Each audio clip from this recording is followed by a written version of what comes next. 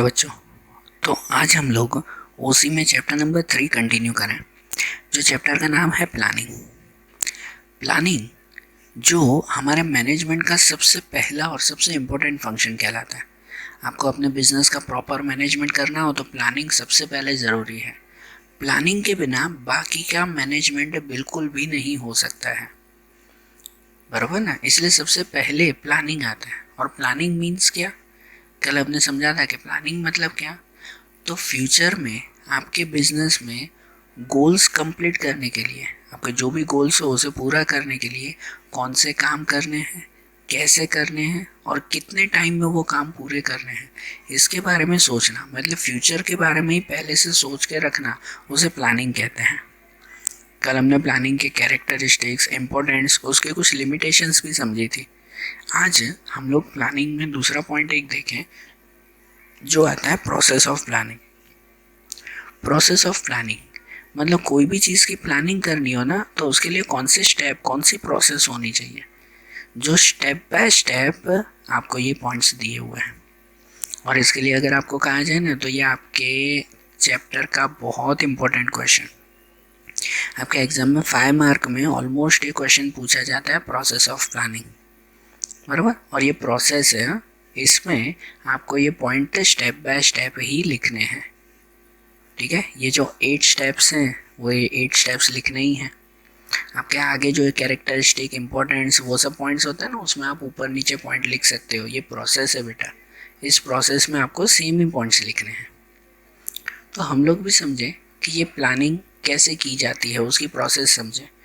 और ध्यान दो, भले ये स्टेप्स आप ध्यान से एक बार समझ लोगे, और इसके लिए इवन अगर आप कभी खुद की प्लानिंग करोगे ना, मैंने कल भी बताया था, आपकी अपनी स्टडी की प्लानिंग अगर इसके हिसाब से करोगे ना, तो शायद आपको ये पॉइंट से याद भी ना रखने पड़े, क्योंकि खुद प्रैक्टिकली जब आप प्लानिंग करोगे ना, तो आपको ये सब याद भी हो जाएंगे। तो प्लानिंग की प्रोसेस समझें। कोई भी चीज़ की प्लानिंग करनी हो तो क्या क्या किया जाता है। सबसे पहला पॉइंट आता है, वो आता है determination of objectives. Determination of objectives मतलब सबसे पहले ऑब्जेक्टिव्स, आपके गोल्स, वो डिटर्मिनाइट करना, वो नक्की करना। कल एक पॉइंट हमने समझा था जिसमें आता था कि प्लानिंग जो है वो गोल ओरिएंटेड एक्टिविटी है। गोल ओरिएंटेड मतलब गोल्स के ऊपर रिलेटेड। अगर आपके बिजनेस के, आपकी लाइफ के या कोई भी चीज़ के गोल्स ही नहीं होंगे तो प्लानिंग करने की ज़रूरी क्या है। बिजनेस में पता ही नहीं होगा कि साल के एंड तक मुझे क्या हासिल करना है, तो उसके बिना प्लानिंग करने की कोई ज़रूरत पड़ेगी? बिल्कुल भी नहीं। इसलिए प्लानिंग जो है वो टोटली आपके ऑब्जेक्टिव्स के ऊपर डिपेंड होता है। तो आपको सबसे पहले बिजनेस के ऑब्जेक्टिव्स क्लियर करने होते हैं पहले स्टेप में, कि आपको बिजनेस में क्या करना है। और उन ऑब्जेक्टिव्स भी एक मेन ऑब्जेक्टिव्स के साथ दूसरे सब ऑब्जेक्टिव्स होने ज़रूरी हैं। जैसे कि मेन ऑब्जेक्टिव कि मुझे साल के एंड में 10 लाख का प्रॉफिट चाहिए, ये मेन ऑब्जेक्टिव। और उसके दूसरा ऑब्जेक्टिव कर देंगे कि हर फिर 3-3 महीने में मुझे 2.5 लाख का प्रॉफिट चाहिए होगा। सही बात ना, ऐसे दूसरा ऑब्जेक्टिव्स बना देंगे ना। आप लोग इवन अपनी लाइफ, आपके एजुकेशन के साथ भी, मैं वो एग्जांपल भी इसलिए साथ में दे रहा हूँ कि उसके लिए भी आप प्लानिंग कर सकते हो कि मुझे एग्ज़ाम में 95 अप परसेंटेज चाहिए, बराबर। ये आपका मेन ऑब्जेक्टिव कहलाया। प्लानिंग करनी हो तो पहले ऑब्जेक्टिव तो क्लियर करो ना, मुझे 95 परसेंटेज चाहिए, और उसके लिए सब ऑब्जेक्टिव क्रिएट करो उसके अंडर ऑब्जेक्टिव, कि मुझे साल के एंड में जो बोर्ड एग्ज़ाम आएगी उसमें 95 परसेंटेज चाहिए।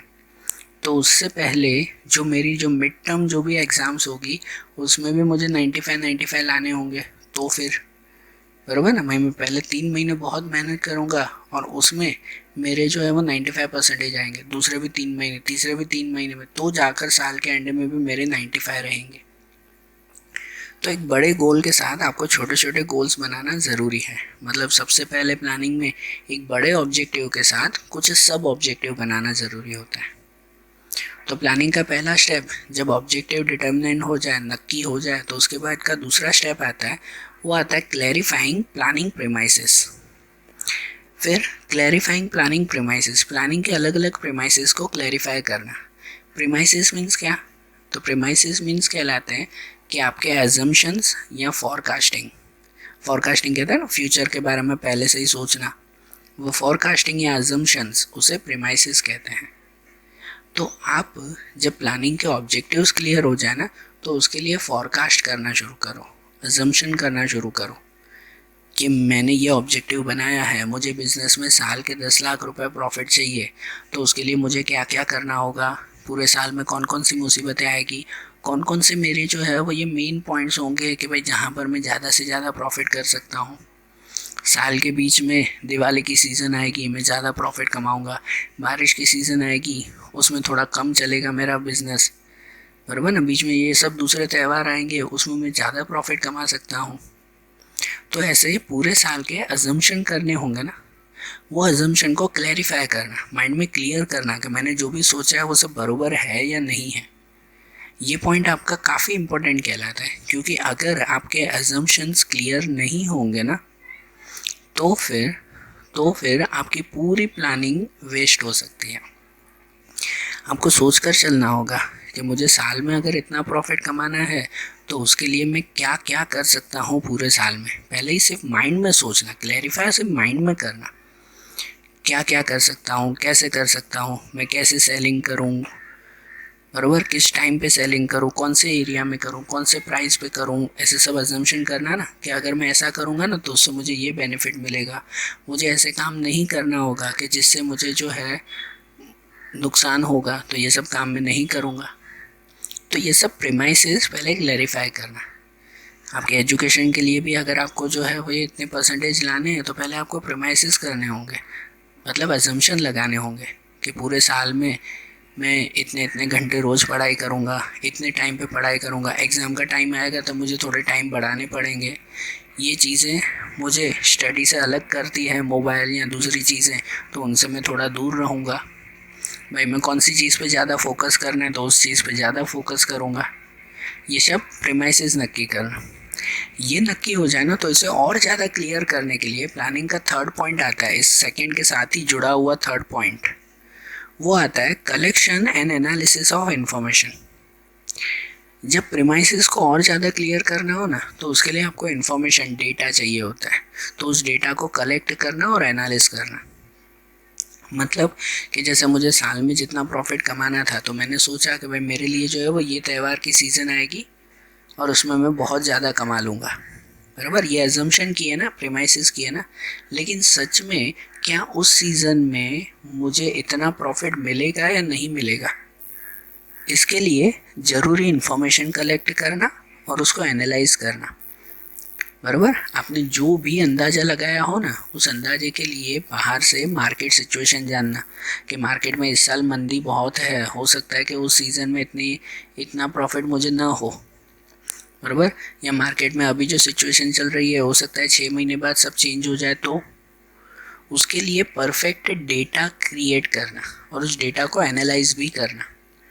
जब सिर्फ अजम्पशन न होकर, मतलब सिर्फ अंदाज़ा न होकर, अगर रिटर्न इन्फॉर्मेशन भी आपके हाथ में होगी ना तो आपकी प्लानिंग परफेक्ट होगी। जब रिटर्न इन्फॉर्मेशन होगी तो आपकी प्लानिंग परफेक्ट होगी। इसलिए तो आपको भी जब प्लानिंग करनी हो ना तो उसके लिए आपको भी जो भी आपने अंदाजे लगाया ना उसे हमेशा पहले लिख कर और उसे एनालाइज करना चाहिए, लिख लेना चाहिए, मुझे ये टाइम पे स्टडी करूँ, मुझे ऐसा करना है, मुझे ये करना है, मुझे वो करना है। जब लिख कर और बाकी फिर जो है वो सब चीज़ें आप तैयार करो ना, फिर सब चीज़ें तैयार करो तो आपकी प्लानिंग परफेक्ट होती है। तो इसलिए थर्ड स्टेप में आता है collection and analysis of information. Market में क्या सिचुएशन है, क्या क्या अभी चल रहा है, उसकी इंफॉर्मेशन, उसका डेटा कलेक्ट करके उसे एनालिस करना। उसके बाद का प्लानिंग का स्टेप आता है, वो आता है प्रिपरेशन ऑफ अल्टरनेटिव प्लान। कि प्लानिंग में जो जो चीज़ों के अल्टरनेटिव्स आ रहे हैं ना उनको प्रिपेयर करना है, हर चीज़ के अल्टरनेटिव फाइंड कर लेना। अल्टरनेटिव्स मतलब कि हर चीज़ में ऑप्शन जो है वो क्रिएट करना कि या तो मैं ये काम ऐसे करूँगा या तो वैसे करूँगा। मुझे सेलिंग करनी है तो या तो मैं जो है वो कोई शॉप से सेलिंग करूँगा या तो ऑनलाइन सेलिंग करूँगा, बराबर, या तो मुझे सेलिंग बढ़ानी है तो या तो एडवर्टाइजमेंट करूँगा या तो फ्री सैंपल बांटूँगा। हर चीज़ में ऑप्शन आएंगे कि नहीं, बराबर। तो ऐसे जितनी भी चीज़ों के अल्टरनेटिव्स हैं ना वो सब अल्टरनेटिव को प्रिपेयर करना, बराबर। जो जो चीज़ों के अगर अल्टरनेटिव आते हो, जैसे बीच में मुझे जो है वो पैसों की कमी होगी तो या तो बैंक से लोन लूँगा या मैं एक दोस्त को बोल के रखूँगा कि कभी कमी पड़े तो तुम मुझे देना। अल्टरनेटिव्स होंगे ना, ऑप्शंस होंगे ना, हर चीज़ के ऑप्शंस बनाकर रखना, ये इस पॉइंट में आता है। अल्टरनेटिव ज़रूरी होते हैं क्योंकि अगर आप एक ही चीज़ से जुड़े हुए रहोगे ना तो बीच में कभी भी कुछ भी प्रॉब्लम आ सकती है। हमेशा हर चीज़ में पहले अल्टरनेटिव रखना ज़रूरी है, बराबर। एक ही चीज़ सिर्फ डिसाइड मत करो। अगर आपने सिर्फ ऐसे ही सोचा है कि कभी मुझे पैसों की कमी पड़ी तो मैं सिर्फ बैंक से लोन लूँगा, आपने और कोई ऑप्शन रखा ही नहीं, तो प्रॉब्लम हो सकती है फिर। क्योंकि जब आप फिर बैंक से लोन लेने जाओगे उस वक्त बैंक का इंटरेस्ट रेट बहुत ज़्यादा हो गया तो फिर आपको तो बिजनेस में लॉस होगा, नुकसान पहुंचेगा वो फिर, ठीक है ना। इसलिए हर चीज़ के अल्टरनेटिव फाइंड करना ज़रूरी है। जब अल्टरनेटिव फाइंड हो जाए ना, ऑप्शंस हर चीज़ के मिल जाए, तो उसके बाद इवैल्यूएशन ऑफ अल्टरनेटिव, फिर वो जो भी ऑप्शंस थे ना उन ऑप्शन को इवैल्यूएट करना, उसके बारे में स्टडी करना, समझना कि कौन से ऑप्शन से मुझे कितना फ़ायदा होगा और कितना नुकसान होगा।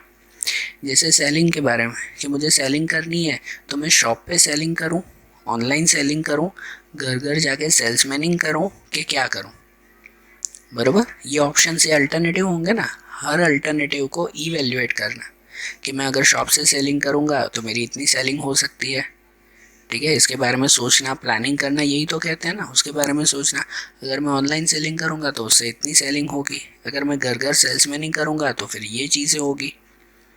तो इसके बाद सबके बारे में इवैल्यूएट करके रखना और फिर डिसाइड करना कि भाई कौन सा मेरे लिए जो है वो सही है, बराबर। सबके फ़ायदे नुकसान देखना कि क्या सही होगा क्या नहीं। अगर सेलिंग बढ़ानी है तो या एडवर्टाइजमेंट कर सकते हो या फ्री सैंपल बांट सकते हो, तो दोनों ऑप्शन चेक करना। एडवर्टाइजमेंट करने में ज़्यादा खर्चा है या फिर सैंपल बांटने में ज़्यादा खर्चा है, और खर्चे से ज़्यादा बेनिफिट दोनों में से किस में से ज़्यादा मिलेगा मुझे।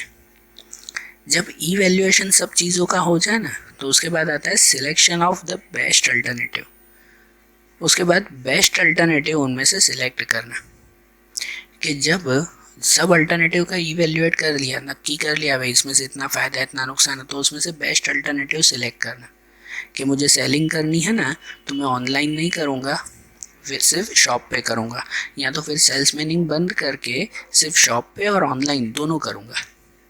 जो भी ऑप्शन हो उसमें से बेस्ट ऑप्शन जो है वो सिलेक्ट करना कि मुझे जब जो है वो फ्यूचर में जब लोन चाहिए होगी ना, पैसे चाहिए होंगे, तो बैंक से या तो दोस्त से, दो ऑप्शन मैंने रखे, उसमें से मैंने दोनों नक्की किए कि मैं दोस्त से लूँगा ना तो मुझे फ़ायदा ज़्यादा होगा, तो इसलिए भाई मैं फ्यूचर में जब भी ज़रूर पड़ी तो मैंने दोस्त को बोल के रखा है भाई वही देगा, बराबर। तो ये तीनों साथ में आते हैं, ठीक है। ये ध्यान देना कि ये तीनों साथ में, जैसे पहला ये अलग होता है डिटर्मिनेशन ऑफ ऑब्जेक्टिव्स, फिर ये दो पॉइंट साथ में, फिर ये तीनों पॉइंट साथ में आते हैं। और जब बेस्ट अल्टरनेटिव सिलेक्ट हो जाए ना, प्लानिंग में नक्की हो जाए अब मुझे ऐसा ही काम करना है, उसके बाद क्या आता है, वो आता है formulation and evaluation of subsidiary plan. उसके बाद आता है सब्सिडियरी प्लान फॉर्मुलेट करना, मतलब तैयार करना। सब्सिडियरी प्लान मतलब एक अलग एक्स्ट्रा प्लान। उन्हें कहते हैं प्लान ए तो आपने बना के रखा है, उसके साथ प्लान बी भी तो बना के रखना होगा ना, कभी प्लान ए फेल हो जाए तो, और प्लान बी फेल हो जाए तो उसके लिए सी भी बना के रखो। कुछ सब्सिडियरी प्लानिंग करना हमारे लिए ज़रूरी होता है कि जिससे आप बिजनेस में स्मूथली चल सकते हो, बिना कोई परेशानी के चल सकते हो।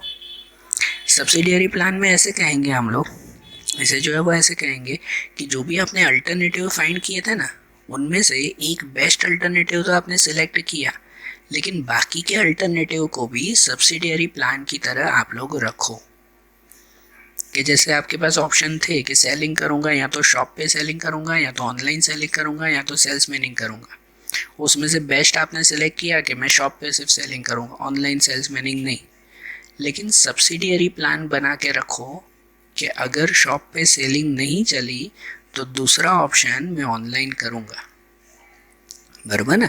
आपको ऑब्जेक्टिव पूरा करना है, मतलब कि आपको चलो साल में आपको 10 लाख रुपए कमाने हैं, तो उसके लिए मैंने बेस्ट ऑप्शन चुना कि मैं शॉप पे ही सेलिंग करूँगा, बराबर। एक सिर्फ चीज़ के लिए, बिजनेस में तो बहुत सारे वर्क होते हैं, मैं तो सिर्फ एक वर्क का एग्जांपल दे रहा हूँ। कि 10 लाख रुपए कमाने हैं तो मैं शॉप पे सेलिंग करूँगा, लेकिन 2 महीने चले और पता चला यार शॉप पे तो सेलिंग ही नहीं हो रही, कस्टमर आ ही नहीं रहे, शॉप अच्छी जगह पे है ही नहीं मेरी। तो फिर एक सब्सिडियरी प्लान होना चाहिए कि चलो शॉप पे सेलिंग नहीं चली ना, अब मैं ऑनलाइन सेलिंग करूँगा। तो इसलिए ये आता है कि सब्सिडियरी प्लान तैयार करना और उसे इवेल्युएट भी करके रखना, उसके बारे में भी सोच के रखना है कि ये प्लान कब यूज़ करना है, कैसे यूज़ करना है।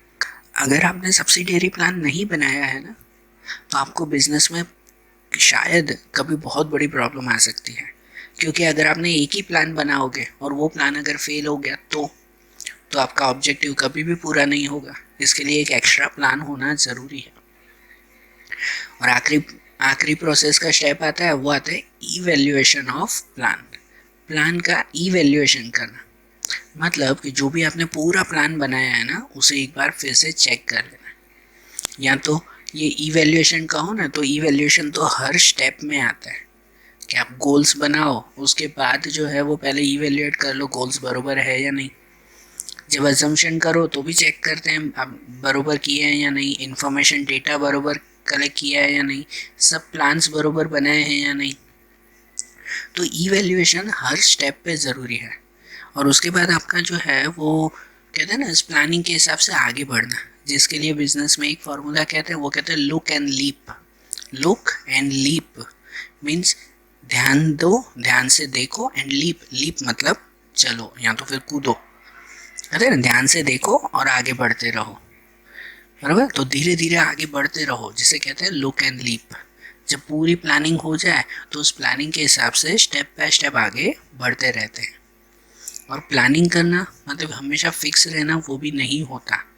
आखिरी में ये भी आता है कि प्लानिंग एक फ्लेक्सिबल प्रोसेस है, कि अगर आप 2-3 महीने प्लानिंग के हिसाब से चले हो, लेकिन अगर कोई बहुत बड़ा चेंजेस आ रहा है तो आप प्लानिंग में भी ऑन द स्पॉट चेंज कर सकते हो। सिर्फ प्लानिंग में एक चीज़ चेंज नहीं होनी चाहिए, तो वो होना चाहिए आपका ऑब्जेक्टिव, बराबर। आपके ऑब्जेक्टिव चेंज नहीं होने चाहिए। फिर आप प्लानिंग में भले ही चेंज कर सकते हो। जैसे आपने ऑब्जेक्टिव बनाए, मुझे साल में इतना प्रॉफिट चाहिए, तो फिर अगर बीच में कोई प्रॉब्लम भी आ गई तो आप नया प्लान कर सकते हो, नई मेथड अपना सकते हो, लेकिन साल के एंड में प्रॉफिट उतना ही रख सकते हो, उतना ही ऑब्जेक्टिव आप पूरा कर सकते हो। अगर आपने ये सोचा है कि मुझे साल के एंड में इतने परसेंटेज चाहिए, इतने मार्क्स चाहिए, तो आप ऑब्जेक्टिव फिक्स रखो, उसके बाद प्लानिंग फ्लेक्सिबल रखो, कि अगर बीच में कुछ चेंजेस हो गया, कोई चेंजेस हो गया, स्कूल में कुछ चेंज हो गया, आपकी तबीयत ख़राब हो गई और कुछ चेंजेस आ गए, तो उसके बाद नई प्लानिंग करेंगे, नई मेथड अपनाएंगे, लेकिन अपना ऑब्जेक्टिव हम लोग पूरा ज़रूर करेंगे। ठीक है। तो इस तरह से ये प्रोसेस ऑफ प्लानिंग हुई कि अगर इस प्रोसेस के थ्रू चले तो आपकी प्लानिंग हमेशा सही रहेगी। इस प्रोसेस के बाद दूसरा एक पॉइंट देखें तो वो पॉइंट आता है, वो आता है टाइप्स ऑफ प्लानिंग। प्लानिंग के टाइप्स, जिसमें सबसे पहला टाइप आता है वो आता है स्टैंडिंग प्लान। प्लानिंग भी अलग अलग मेथड से की जाती है ना, मैंने बताया ना, हर एक बिजनेसमैन उसके गोल्स अलग होते हैं, हर बिजनेसमैन के गोल्स अलग होते हैं, तो उसके हिसाब से वो प्लानिंग भी तो अलग अलग कर सकता है, सब एक जैसी थोड़े प्लानिंग करेंगे। इसीलिए अलग अलग टाइप की प्लानिंग आती है, जिसमें सबसे पहला आता है वो आता है स्टैंडिंग प्लान। स्टैंडिंग प्लान वो होता है कि जब कोई बिजनेस में कोई ऐसी एक्टिविटी कि जो आपको बार बार रिपीट करनी हो, बिजनेस में कोई ट्रांजेक्शन बार बार होता रहता हो, जो एक्टिविटी बार बार होती रहती हो, तो उसके लिए बार बार प्लानिंग करने की ज़रूरत नहीं है। उसके लिए एक फिक्स प्लान बना लेते हैं, जिसे कहते हैं उसका स्टैंडिंग प्लान। जैसे अगर आपको सेलिंग करनी हो तो सेलिंग के 2 ऑप्शन होते हैं आपके पास, या तो कैश करोगे या तो क्रेडिट सेल करोगे ना, या तो कैश पे या तो क्रेडिट पे सेल करोगे। कैश पे सेल किया तो कोई प्रॉब्लम ही नहीं, लेकिन अगर क्रेडिट पे सेल किया है तो कितना क्रेडिट, पूरी दुकान सामने वाले को बेच दोगे? नहीं। आपने एक प्लान बनाया है कि जब भी मैं क्रेडिट पे सेल करूँगा ना, तो सामने वाले को सीधा बोल दूंगा कि देखो भाई, क्रेडिट इतनी मिलेगी कि 10,000 से ज़्यादा की क्रेडिट आप नहीं ले सकते हो। और टाइमिंग भी फिक्स कि आपको क्रेडिट 1 महीने की ही मिलेगी, बराबर। ऐसा प्लान बना लिया तो फिर कोई भी कस्टमर आए तो हर कस्टमर के साथ फिर अलग अलग बिहेव नहीं करना है। एक फिक्स प्लान है ना हमारा कि यार देखो भाई कोई भी सामान ले जाओ, आप कोई भी हो भले भाई, क्रेडिट इतनी मिलेगी और इतना ही टाइमिंग मिलेगा फिक्स।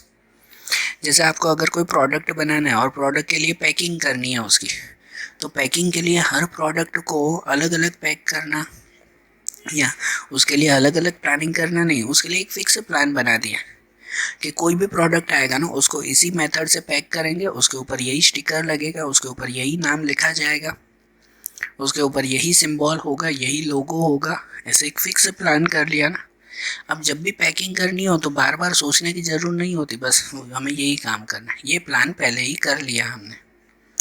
तो जो प्लान, जो एक्टिविटी आपकी रिपीट होती हो, उसके लिए जो प्लान आपको बार बार रिपीट करना पड़े ना, तो उसके लिए आप एक ही बार ही प्लानिंग कर लेते हो, जिसे कहते हैं स्टैंडिंग प्लान। बराबर। इसके बाद प्लानिंग का दूसरा टाइप आता है, वो आता है स्ट्रेटेजिक प्लान। स्ट्रेटेजिक, आपको पता है स्ट्रेटेजी किसे कहते हैं? हर बिजनेस की कैपेसिटी, हर बिजनेस की वर्किंग अलग अलग होती है। जो बिजनेसमैन होता है ना, वो अपने गोल्स, अपने ऑब्जेक्टिव्स भी बनाता है ना, तो अपने हिसाब से बनाता है कि भाई मुझे अपने बिजनेस में इतनी चीज़ें हासिल करनी है, वो गोल्स भी अपने हिसाब से तैयार करता है। बराबर।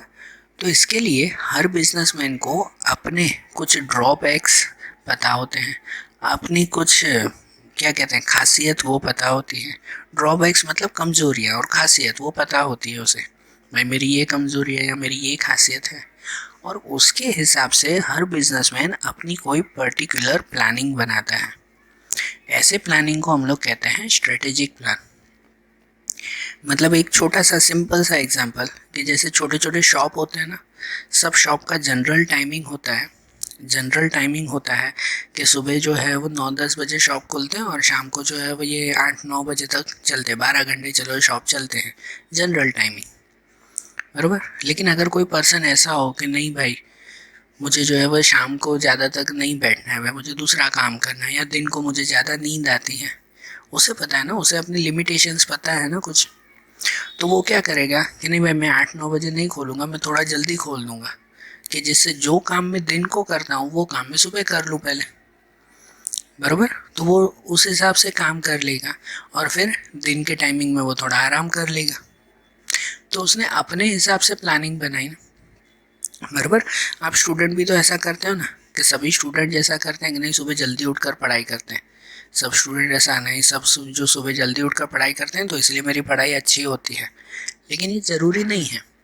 अगर आपकी सुबह नींद नहीं खुलती और आपको जो है वो ये नाइट स्टडी ज़्यादा पसंद है, तो ये आपकी स्ट्रेटेजी है। आप अपने हिसाब से प्लानिंग करोगे कि चलो मुझे सुबह भले मैं लेट उठूँ, लेकिन रात को जो है वो मुझे बराबर पढ़ाई करूँगा। और गोल्स सेम पूरे करने हैं, परसेंटेज वही अच्छे लाने हैं, तो सुबह पढ़ाई नहीं हो रही तो मैं रात को करूँ। सही बात है ना। तो हर पर्सन जब अपनी लिमिटेशंस देखकर, अपनी फैसिलिटीज़ देखकर जब अपने हिसाब से प्लानिंग करता है ना, तो ऐसे प्लानिंग को हम लोग कहते हैं स्ट्रेटेजिक प्लान। स्ट्रेटेजिक प्लानिंग वो हर पर्सन को जल्दी गोल जो है वो कंप्लीट करने में हेल्प करता है। किसी ने अपने हिसाब से स्ट्रेटेजी, अपने हिसाब से प्लानिंग की है तो उसके गोल्स जो है वो और ज़्यादा जल्दी कंप्लीट होते हैं, क्योंकि उसे अपनी फैसिलिटी और अपनी लिमिटेशंस पता होते हैं ना। तो उसे जो अपनी खासियत होगी उसके हिसाब से जल्दी से प्लानिंग करेगा कि मेरी ये खासियत है, मैं ऐसे ऐसे काम करूँगा भाई, दूसरों को देखकर मैं न चलूँ। तो इसके हिसाब से उसके गोल्स बाकी के कंपैरिजन में जल्दी कंप्लीट हो सकते हैं। बराबर। तो जैसे ये प्लानिंग के टाइप्स देखे ना, ऐसे ही प्लानिंग के दूसरे टाइप्स भी हैं जो हम लोग अगले वीडियोस में देखेंगे। Okay, thank you.